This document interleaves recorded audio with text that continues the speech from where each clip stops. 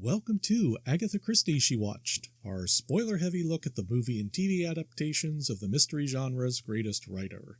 I'm Bill Peschel of Peschel Press, publisher of the annotated novels of Agatha Christie, and today we're talking about abusive husbands, musical numbers, young lovers, and comic butlers. It's Missed, the 1975 Bollywood musical adaptation of the Agatha Christie play The Unexpected Guest. But first, let me introduce my partner in marriage as well as crime of the fictional kind, Teresa Peschel. Hello, Teresa. Hello, it's always a pleasure to join you in your little office under the stairs and see if you've actually been doing any work during the day. But I know that you have because you had to get all set up for this. Yes, I had to write the introduction, which actually I just adapted the last one because it was 3 of the 4 items were exactly the same as Dhund, which is the adaptation of And Then There Were None. No, And Then There Were None was Gunnam. Gunnam. This is Dhund. This is Dhund. This is yes. Missed. Yes, Dhund, Missed. So now I know. Now I know 2 Hindi words. Hindi words, because India, of course, has 100 different languages, and God only knows how many dialects. Mm-hmm. So now I know 2 words in Hindi. Missed is Dhund, and unknown is Gumnam. And this is one of the few that we could find with English translations, because apparently India really loves Agatha Christie and has produced a number of movies based on her works. According to Mark Aldridge, Agatha Christie on Screen, and I have the book right here so that I shouldn't get my facts too off, there's been, even of The Unexpected Guest, which is one of her minor plays, not performed that often, there are at least 3 Indian versions of this play, and of her novels, many of them have been adapted. If you're not in India, you'll never know that that happened at all. Yeah, so this was a cross-cultural experience for us. Yes, a second cross-cultural experience.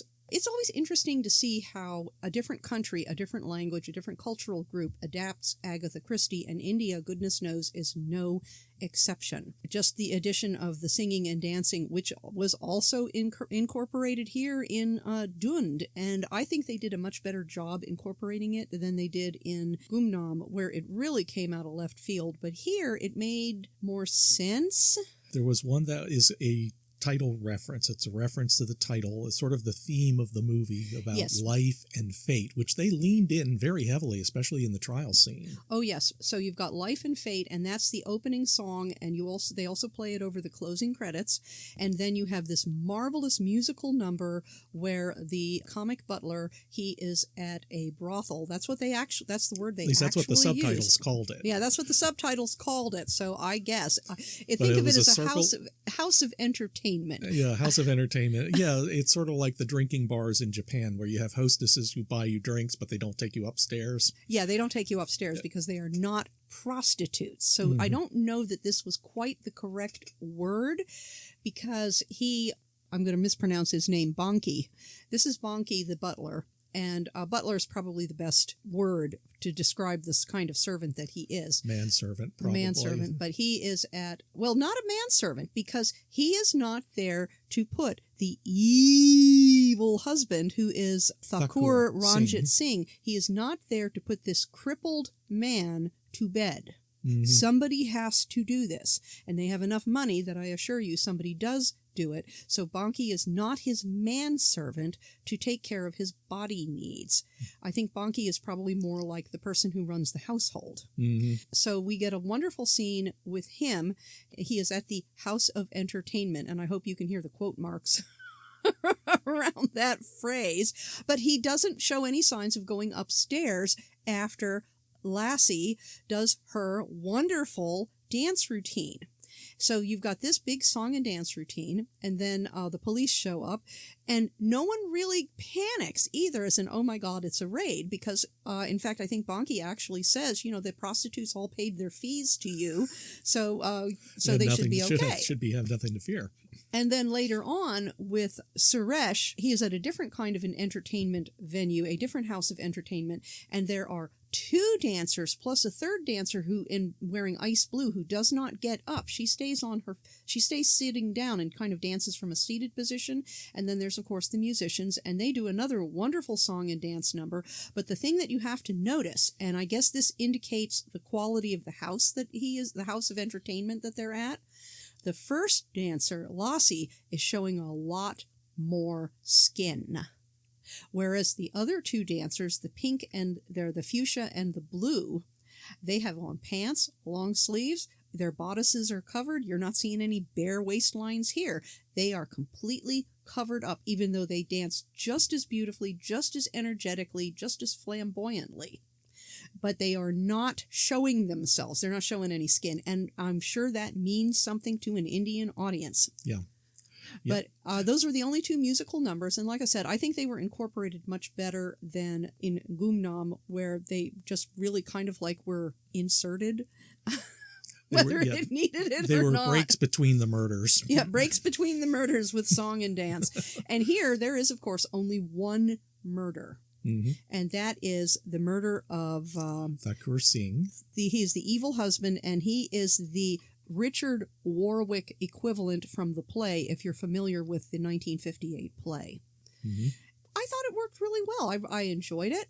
They didn't quite have the mystery nun at the court trial come from totally out of left field, because the camera did linger in on her photograph found in the open safe with her name written on it, Kiran. Well, we can start with the beginning here, because it's the unexpected guest. Yes. And all we know at the very beginning, it's late at night, the house is dark, this man comes up to the door because he has wrecked it. his car and he needs assistance. He's wrecked his car in the mist. He's run it into a tree, and he sees this big house looming up out of the darkness. He figures, as he tells the policeman, this house looked like it was big enough that they had a telephone, which I think is a really interesting telling point. This house is big enough that it had a telephone. Right. And he knocks on the door, gets no answer, opens the door and walks in, finds the body of the dead man. He's crippled, so he's in his wheelchair. Our hero, who is Chandra Sekhar. Yeah, Chandra Sekhar. He is the Michael Starkweather analog.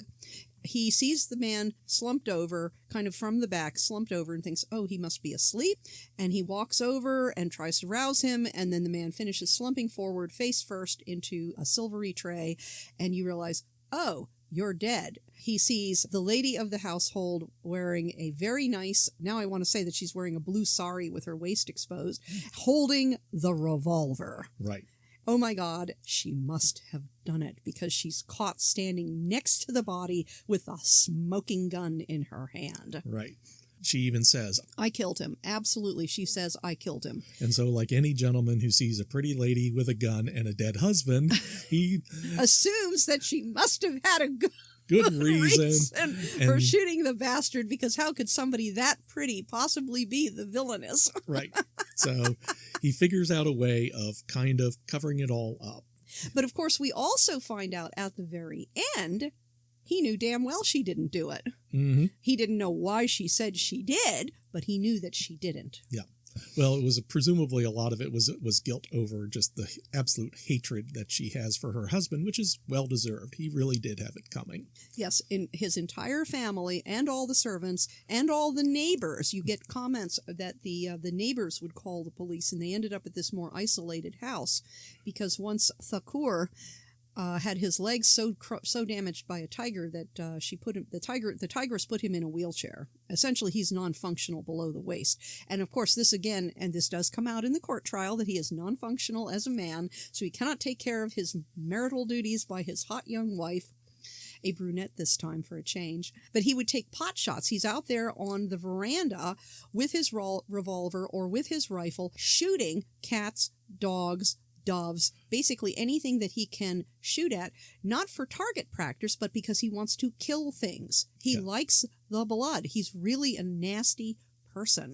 In fact, there's a scene with the butler, with the servant, that he's talking to the bird saying, when you get up to heaven, be sure to say hello to so-and-so, and he throws the bird up just so Thakur could shoot the bird down. That's right. He is a nasty piece of work, and he had it coming, and it's just really a surprise that he hasn't been shoved off a cliff before now, or thoughtfully, carefully poisoned. That's right. There was a scene later on where he's in his wheelchair and he's making his wife push him up the hill. And at first he's helping with the wheels, rotating the wheels, and then he stops. Because he wants her to struggle. He wants her to struggle. And if you have ever helped a person in a wheelchair, which I have done, and there are plenty of places that claim to be wheelchair accessible that are not, and I'll tell you that pushing somebody in a wheelchair, helping them up a grassy slope on what looks like a 20-degree grade on grass is damn near impossible. Mm-hmm. He wanted to hurt her. It was clear. And then Suresh shows up and helps her push the wheelchair, and I guess Thakur doesn't bother looking behind him, and Suresh is quiet, and so he assumes, well, I got that stupid bitch to do her work like she's supposed to. And then they're at the very top of the cliff, and he looks behind and sees, oh, a man, a much stronger man, the man who is potentially my wife's lover, is standing right behind me with the wheelchair, with my wife. You have to wonder if he is kind of hoping that they will shove him out of the wheelchair and over the cliff to crumble to his doom, knowing that they would hate themselves forever afterwards, and his trauma would be over. The only joy in life that Thakur has is making everyone around him completely batshit crazy and miserable. And this gives you an idea of the path the story takes, because in the beginning it's Rani, the woman, and Chandra, who is the stranger who shows up, and of course Thakur, who is the victim, the murder victim. And the evil husband. And then as the story moves on, we have the police. I wanted to mention before we go further that Chandra, in the process of setting up this whole story about, okay, you're going to be here, you need to call the maid, ask for aspirin. Yes, to get a cover story so that he can claim that he heard the shot at 11 o'clock and he saw someone running from the house. All this is done to the theme from Shaft. Oh, right, I had forgotten. Yes. I had forgotten, and yes, that was absolutely the theme from Shaft. Absolutely, out of nowhere, you've had all this Indian music at the very beginning, and now all of a sudden you have this wacka chicka wacka chicka wacka chicka. Not quite, maybe ever so slightly different, but it was definitely. It was the original recording. They basically just played the record. This wasn't some Indian musician doing, like we saw with Gunam, where they were playing Indian instruments, but they were clearly playing. They were doing Harry Belafonte songs. They were doing Harry Belafonte songs. No, they just said, we're going to play the tape off this. The hills are high and the emperor is far away. Yes, and Isaac Hayes is a long way away. He'll never know. He'll never know.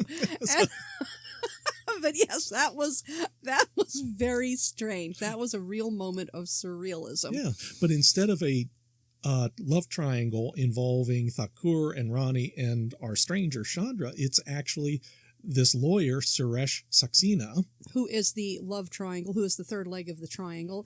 And Chandra, the stranger, he's apparently, as far as we can tell, through the entire movie, right up until the last 15 minutes, he is a stranger. He had nothing to do with any of this. He was just trying to be a gallant gentleman rescuing the damsel in distress. And then the lies just keep growing, and it just keeps getting bigger and bigger. And he has no idea what he walked into with the love triangle. He does not know.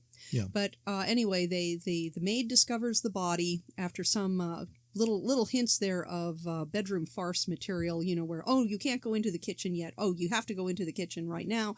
She tries to go to the bedroom, I think, to get the aspirin, and that's where Chandra is hiding out, and only Rani comes at the last minute saying, why are you going there? And, diverting the maid. Yeah, and then the body is discovered, they call the police, and then the Indian police show up, and that was interesting, too, because one of the things about this film is it was obviously filmed as a contemporary. It is a 1973 film, and my guess is they filmed it as a contemporary, not as a period piece, based on the clothes, on some of the cars, other things like that.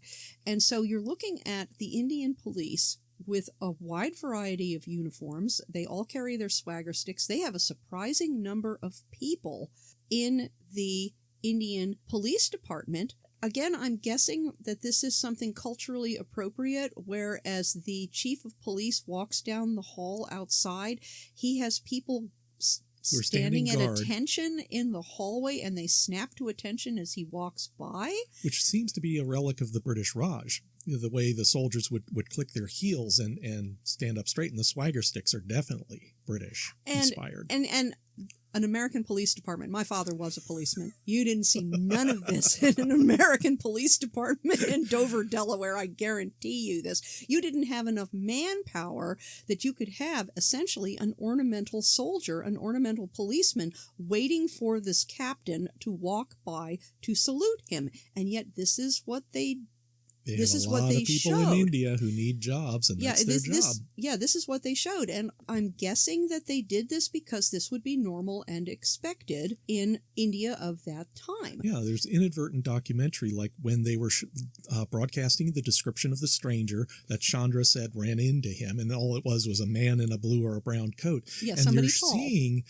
what looks like an actual Indian police communications center, because that can't be a set. There's no reason to build it just so you could have people broadcasting out. So they probably just walked in and filmed for a couple of minutes. And then left. And then left. A lot of filmmaking was like that. I remember in the Monty Python, Michael Palin's Around the World in 80 Days, when he was in India, he made an arrangement to see them filming, and they were in a supermarket. They had the tough guy and the woman and the hero walking out of an elevator, and Michael was actually there as a walk-on. He was man in elevator, so he would walk out at the time. And they're just filming literally while the shoppers are behind them. Not paying any attention. Not paying much attention. They're all busy. They haven't time to watch this. Like I said, inadvertent documentary, because I'm watching the police department scenes. I'm watching the number of policemen who have to come out, and they don't seem to perform any function for the chief of police, the chief detective, other than to say, yes, sir, I'll run and do that. Yes, sir, I'll do this. And again, this is 1973, and I think by 1973, certainly in the United States, policemen were already putting on latex gloves and carrying boxes of Ziploc bags to put things in. And here, bare hands with a handkerchief for the evidence. Yeah, for evidence that they're pulling fingerprints off of as well. Then they're using handkerchiefs, which are going to smudge the fingerprints. And they managed to get some fingerprints. But at the same time, you're also seeing a man who is, and this is Police Inspector Joshi, he is paying attention. He is thinking about what he's being told as to what he is actually seeing and how long would it take. Like he times how long it takes for the maid to walk around, and he has a policeman check. Is this possible in what she's saying? They're investigating. They look around for fingerprints. Oh, everything's been wiped clean. Well, that's really strange. In a house with multiple people in it, everything important has been wiped clean. Yeah, except for the bottom of the tray. She tells the maid to look in a drawer in the kitchen for aspirin, and the maid doesn't find it, so she sends the maid to the room where she knows the maid will find the body. Yeah, Ronnie claims there is no aspirin, but the police inspector, Inspector Joshi, walks over to the drawer and pulls it open, and look, there's a bottle of aspirin. Mm-hmm. He checks. He does what a good policeman does, which is he is trying to figure out if they're lying or not and what they're lying about. And it's through that fingerprint on the tray that they discover that the advocate, Suresh Saxena, was there that night. Because Chandra said, oh, this man ran into me, he becomes accused of murder, which Chandra did not want. Yeah, Chandra assumed that the police would accept the story that it was a mysterious robber who came in, took the money, and shot Thakur, the evil husband, and disappeared into the night, and he'll never be found. But because of the servants, particularly Banki, again, because this is based on a play, you're not going to get the huge surrounding amount of people who all know perfectly well, oh yes, Suresh comes to the house practically on a daily basis to play chess with the master and flirt with the mistress. We all know this.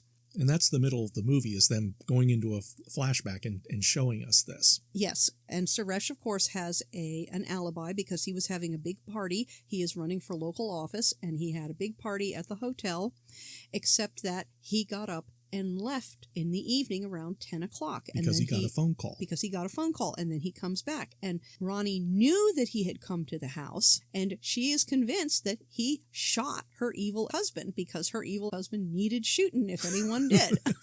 We also get a little bit of what you might call cultural documentary, because Ronnie is taking a shower during the big argument, and of course they show her in the shower, but only from like the shoulders up.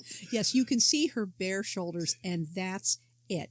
And This that's is enough not for a Hollywood. India. This is not a Hollywood production. You are not going to get a lingering, loving glance all around her backside from the top of her head down to her heels. You are not going to see that. That reminds me, what was it? It was Sparkling Cyanide on British television in the 80s, where they had a my. nude shower scene that was totally irrelevant, but we got to see her in the nude. That's right, and that's what made it relevant. And let me remind you, folks, that Helen Mirren famously said there is no artistic reason for nudity in a movie. Except for box office. Except for box office, or because the director is prurient. Mm-hmm. Because it's always the director's choice. There is no reason for this. Mm-hmm. But you get so used to it that when you see a really tasteful Indian shower scene where you can see, okay, this woman is actually out of the area. She is in a different room. She could not possibly be murdering her husband because she is busy in the shower. You know that she is taking a shower, and all you see is less of her than you would sitting at the table having tea. Mm-hmm. Except that her hair is wet and you see the shower over her head, and you can fill in all of the details for yourself, but you don't see anything else. There's no need to. There's no reason to. India is a different culture, and I think sometimes much more sensible than the rest of us, at least. Less prurient in a way, although yes, they do have the beautiful dancing women. And when you said, I wanted to point out, as far as the different costumes are concerned, they both wore enormous amounts of clothing, except for I think two differences, because the dancer in the brothel had a little bit of her breast showing, and at her the waist top, and her legs and her waist, but the legs were showing because she was wearing what you would call running pants. Yeah, she had on like jogging shorts That were above the knee. Yes. The two women singing the song in public was well below the knee. I mean, it was down to their ankles. It went down to their ankles, because I was looking to see if they wore little jingly ankle bracelets like the brothel dancer did, and they did. But their ankle bracelets were more confined to a single ring around the ankle because the pants got in the way. Right. And meanwhile, we have on American television pole dancers in the club wearing less than bikinis. So I tell you, it's weird. It is very weird. It is very, very strange. Yeah. But anyway, yes, Ronnie couldn't possibly have done it. And see, this is... So she's covering up for her presumed lover. Because presumed obviously lover. They've not gone to bed. They've done nothing more than hug. At best. It is, I am guessing, looking at how this was filmed and the culture of the time, this is all longing glances, an occasional touch of a finger, your fingers brush her shoulders, or you touch his hair for just a tiny moment, and conversation. That's it. She is not, again, this is not Hollywood, where you're going to get a scene where the two of them are in a bedroom, the tussling on the sheets. Like in the middle of, and then there were none amid all the murders. It's just like, wow. That's a lot of trust going on there. At least with the Sarah Phelps, and then there were none. We got to see almost full frontal male nudity, and my Aidan Turner looked really good. It was a lovely change, and that is out of the book, by the way. What is? That he was in a towel? Well, actually, yes, because what they did in the novel of And Then There Were None, and I know, folks, this has nothing to do with Mist. It has everything to do with us. But I'm on a roll here. And in the novel, And Then There Were None, this is after the first half of the crowd has been murdered in various ways, and everybody is getting really, really anxious. And so the gentlemen agree that they're going to search everyone's rooms. Oh, right. And so the men essentially strip down, and all they're wearing is a smile or a towel to make sure there's nothing. And Miss Claythorne, as the only woman present, is asked, "Would you please put on a bathing suit, Miss Claythorne, so that we can search your room and make sure you do not have the pistol or another weapon hidden on your person?" Sarah Phelps didn't make that up. She just let us see someone who should be seen more often wearing only a towel and a smile, a low-slung towel. Yeah. Anyway. It's all about Agatha Christie, and this is part of just our mandate to talk about whatever occurs to us, and that's what occurs to us. So this moves on to the trial. Now, once they gather all the evidence, and apparently, at least I didn't quite realize this, but both of them were on trial. I knew Suresh was on trial for murder, but apparently Ronnie was also accused of being an accessory. Yeah, she was accused of being an accessory. And the reason why Suresh ends up in trial is because, of course, he had visited the house, and the police find very quickly that Ronnie had apparently been having a relationship with him, even if it was all longing glances and, a finger brushed through across someone's shoulder. But that's a motive. But that was a motive. That was enough motive. And they were able to find proof that Suresh lied, that, I never left the party, but the hotel manager says, well, yes, he did. He had a telephone call, and he left, and he came back, but he left. Yep. And Suresh lied about this. And, of course, Ronnie knows that he was there, so she is lying.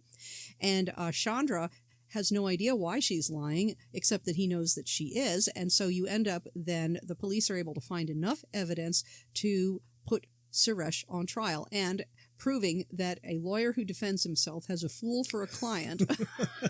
There was a lot of nice back and forth going on there between Suresh and the public prosecutor, Metha. Yes, but Suresh is defending himself and arguing back and forth in court, and Ronnie's on the stand, and then they bring Chandra on the stand, and then... Chandra wasn't on the stand. He might have been in the beginning, but they didn't show that. Yeah, because they didn't show that. in between was they were going to bring him back the next day, and that's when you got the visitation. Yes, then you see Chandra having a visit in his hotel because, of course, he can't leave the area. Right. He is in his hotel, and a nun visits him, fully garbed, completely covered head to toe. Obviously, a Christian nun, which they have in India, and he is taken aback, but you don't know who this mysterious nun is.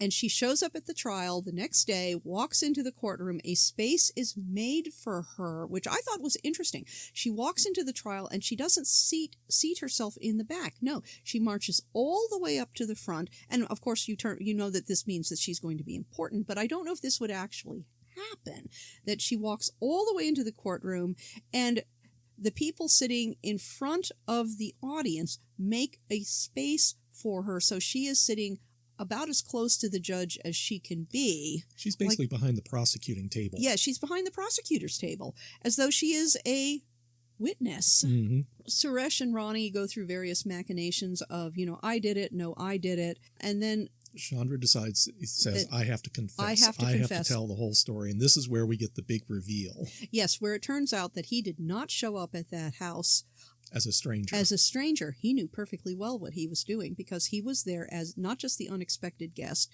but Thakur, proving what an awful person that he was. They had been business partners years before. Chandra had a beautiful girlfriend named Kiran. Thakur wanted her, and he framed Chandra for embezzlement.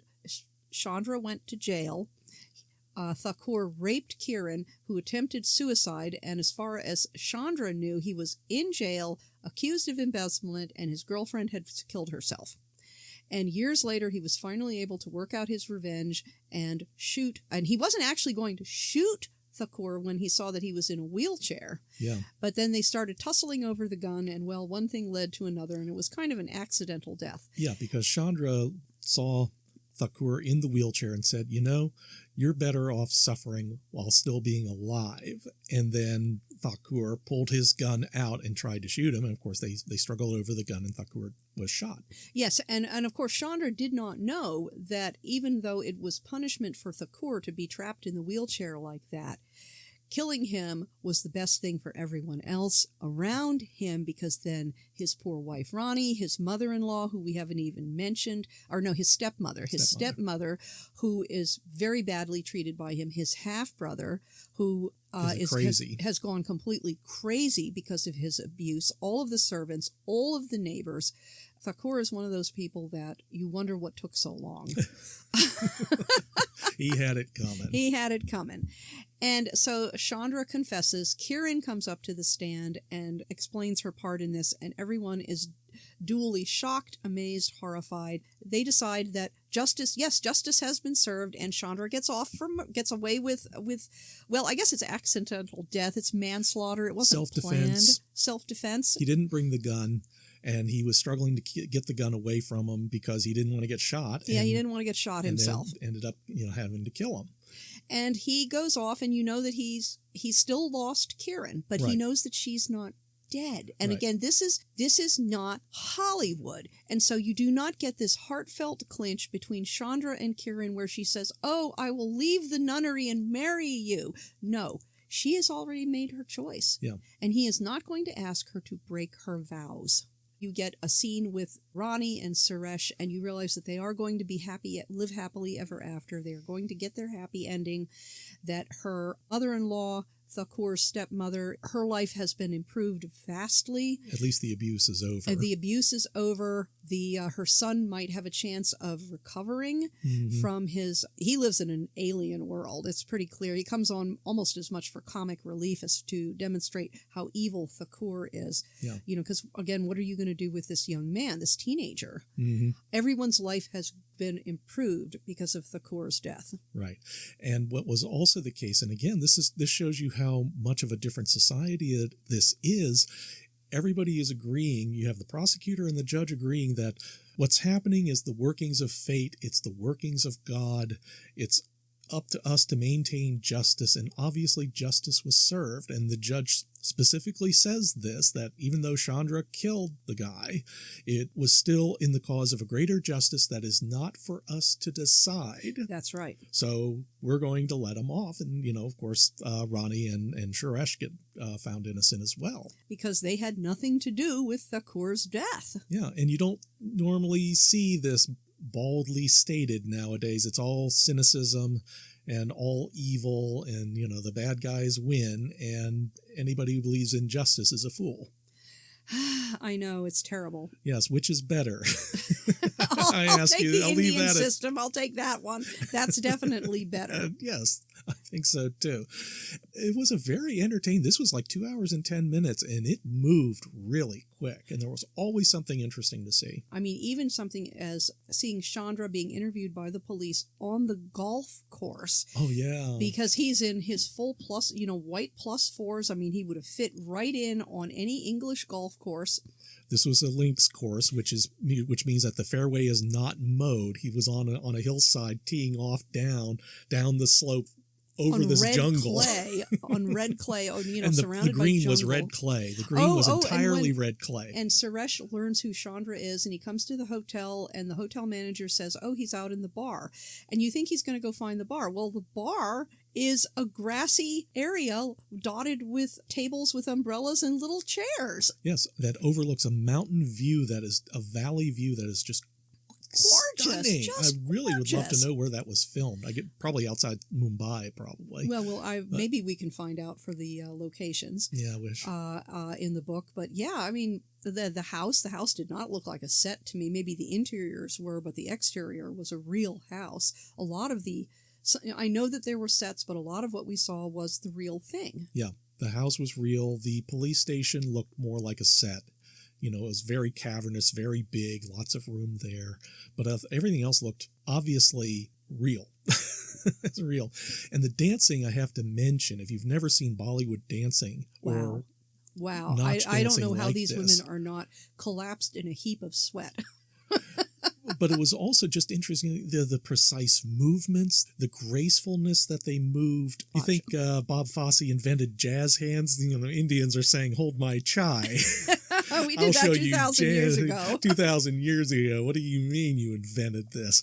And you could catch their facial expressions. They're winking. They're smiling. The nose rings were amazing. They had the chain from the ear to the nose.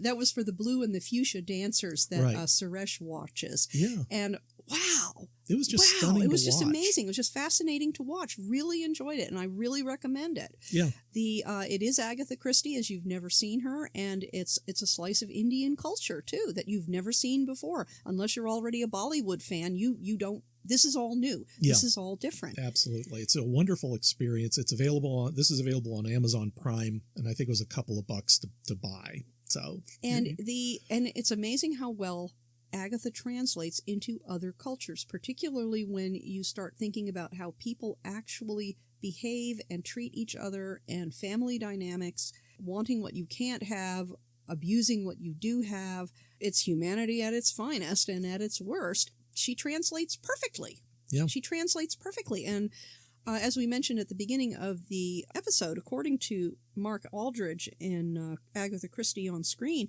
there's a lot of Indian programs of Agatha Christie that in the Western world we don't even know exist. And according to the Agatha Christie website, Agatha Christie Official, there is an Indian director who is making more Agatha Christie films. And I have no idea.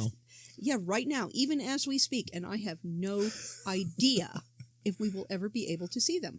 It'd be fascinating if they throw in the way they do CGI, because they do impossible physics, amazing stunts as well. So let's hope they and more dancing and singing. And more dancing and singing. That would be wonderful. I hope it comes to a streaming service soon. Yes, to a streaming service near you. Money on the table, and you would think that they would do this, but what can you say? What can you do? It can't be that expensive to add subtitles. I understand it might be expensive to dub an entire movie, but I don't see how adding subtitles in English could be that expensive. And then you could release a Japanese Agatha Christie, a Russian Agatha Christie, a German or a Spanish one, or all of the Indian ones could be released to a wider audience so that people can see that, if nothing else, they are interesting. Yeah. It's a fascinating couple of hours to spend watching a movie that takes you to a different world and a different culture. Oh, absolutely. And it is a different culture. It is not like when you say going to a different world, you think about Total Recall. Mm-hmm. So... Oh, Mars, huh? Yes. Well, I always think about Mars because I'm also Odessa Moon, folks, and I do have books set on Mars. But you think about Total Recall, which is, of course, a Philip K. Dick. It's based on Philip K. Dick, who is an American writer, and it is a movie made by an American studio done with Arnold Schwarzenegger, who's not an American, but he became an American action star. And even when you're on Mars, you're still in Los Angeles. Whereas when we watch Mist or Gunnam, we're not in England. Yeah. It was like watching the Japanese Poirots or the Japanese police procedurals, whether they were set in the 50s or they were set in contemporary Tokyo. It was not L.A. The attitudes were different, not just the clothes and the set design and, the vehicles and any of that. It was the attitude. Mm-hmm. They were in a different culture. They are not downtown contemporary L.A. And when you watch a foreign film, foreign to your own culture, you are seeing a different way of seeing the world. Yeah, and relating to people. Exactly.